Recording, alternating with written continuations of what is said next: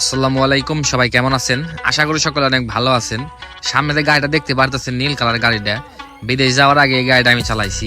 মানে অনেকদিন চালাইছি, প্রায় 3-4 বছর। এখন এতদিন পরে গাড়িটা চালামু, গাড়িটার সামনের চাকা হচ্ছে আপনার নষ্ট হয়ে রয়েছে, যার কারণে আমার সামনের চাকাকে পাল্টাই দিব। তো আজকে সারাদিনে কি কি করলাম এবং গাড়ির চাকা পাল্টাইতে কত টাকা লাগলো, কেমনি কি বিস্তারিত সকল কিছু আজকে এই ভিডিওতে দেখানোর চেষ্টা করব। একটু ধৈর্য ধরে সম্পূর্ণ ভিডিওটা দেখতে থাকুন, আশা করি ভালো লাগবে। আমি দেশে থেকে যাওয়ার পরে গাড়িটা চালাইছে আমার ছোট ভাই।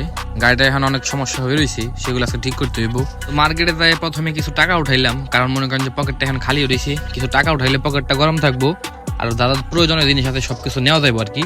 তো ওইখান থেকে গেছিলাম হচ্ছে চাকার দোকান খুঁজতে। এখন চাকার দোকান আছে অনেকগুলাই, দোকান থাকলে কি আমার যেটা দরকার আমি হেটা পাইতেছি না। কয়েক দোকান ঘুরলাম, সব দোকানে কয়ে যাচ্ছে ভাই ওইটা নাই ওইটা নাই। আমার যেটা দরকার হেটা আছে নাকি আরেক মার্কেটে। দেশে যেহেতু অনেকদিন পড়াইছি, বেশি একটা আপনি বুঝতে পারতেছি না কই কই আছে না কই নাই। বন্ধুর একটা ফোন দিছি, বন্ধু কইতেছে আমি জানি কই আছে, তুই দাঁড়া আমি আইতেছি। যার কারণে আমি যাইতেছি, আমাদের একটা আরেকটা স্ট্যান্ড আছে বারোপাড়া, সেখানে যাইতেছি। ওই নাকি ওইখানে আইবো। তো আসার পরে ওই নিয়ে গেছে আমার এক চাকার দোকানে, যেখানে আসে অনেক ধরনের চাকা আছে। তো মানে এই সামনের একটা চাকা, নর্মাল একটা চাকা, সাধারণ এমআরএফ একটা চাকা, এটার দাম নিচ্ছে কত জানেন? মনে করেন যে 3700 নিচে হ্যাঁ ছাড়বই না, কোনো ভাবেই না। 3700 নিচে হ্যাঁ ছাড়তো না, 4000 দাম দিয়েছি, কমাইতে 3700 আইছে।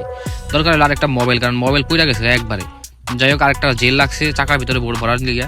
তো দেন আমরা তার সাথে কথাবার্তা করতে হইলে দামাদামি করে আমাদের ভালো লাগছে, তখন আমরা তখন নিয়ে পড়ছি। তো নিয়ে এখন যাইতে আমার বাড়িতে, কারণ গাড়ি তো নষ্ট হয়েছি, গাড়ি নিয়ে তো আহান যাবো না। যার কারণে বাড়িতে থুয়েছি। বাড়ির থেকে ছোট বাইরে কইছি, ছোট ভাই কত এনে দিছি। তারপরে আমি চালিয়ে বাজার পর্যন্ত আসছি, এখন ওয়ার্ড দিয়েছি তুই চালা। কারণ আমি অনেকদিন ধরে চালাইতেছি না, প্রায় 2-2.5 বছর হয়ে গেছি আমি মনে করেন যে গাড়ি চালাইতেছি না। যার কারণে আর তো আমার আগের মতো ক্লিয়ার না। যার কারণে পিছিয়ে বই আগে নিজেরা কনফিডেন্স নিলাম যে না, কোনো ব্যাপার না। ডাইরেক্ট নিয়ে গেছিলাম মেকারের দোকানে, নিয়ে তারা বললাম, সে আগে সবকিছু চেক করে দেখলো। দেখার পরে মানে সে আস্তে আস্তে সুন্দর করে খোলা শুরু করছে। মেন মেকার সে বসে রয়েছে, সে বসে বলতেছে এইভাবে না ওইভাবে করো, ওইভাবে না এইভাবে করো। মানে যে খুলতেছে ছোট বাচ্চাটা, ও মোটামুটি ভালোই জানে কাজ কাম, যা দেখে বোঝা গেল আর কি। তবে খুব একটা ভালো জানে না। তবে অনেকে বলতে পারেন ভাই এত পুরান গাড়ি কিনে চালাইতেছেন। আসলে গাড়ি চালানোর শখ মিটা গেছে আর মনে করেন যে বিদেশ যাওয়ার আগে, কারণ তার আগে গাড়ি এত পরিমাণ চালানিয়েছি যে মনে করেন গাড়ির শখ আর এখন নাই। যেহেতু এটা আছে মনে করেন এটা দিয়ে চলবো, নতুন কোনো গাড়ির মনে করেন যে কেনার কোনো ইচ্ছাও নাই। আর যেহেতু নাইমা মারছে কানা মামা অনেক ভালো, তা মামাকে ডাক দেন যাবো। তার একবার না থাকার সাথে তো আছে, এটাই মনে করেন আলহামদুলিল্লাহ। তো ও হাওয়া টাওয়া দিয়ে সুন্দর করে চেক টেক করে আপনার নাগে দিল সুন্দর করে। তবে নতুন চাকা যেহেতু সামনেটা ঠিকঠাক, এখন পিছনেরটা মনে করেন অবস্থা বেশি একটা ভালো না। তারপরে পিছনেটা কিছুদিন চলবো।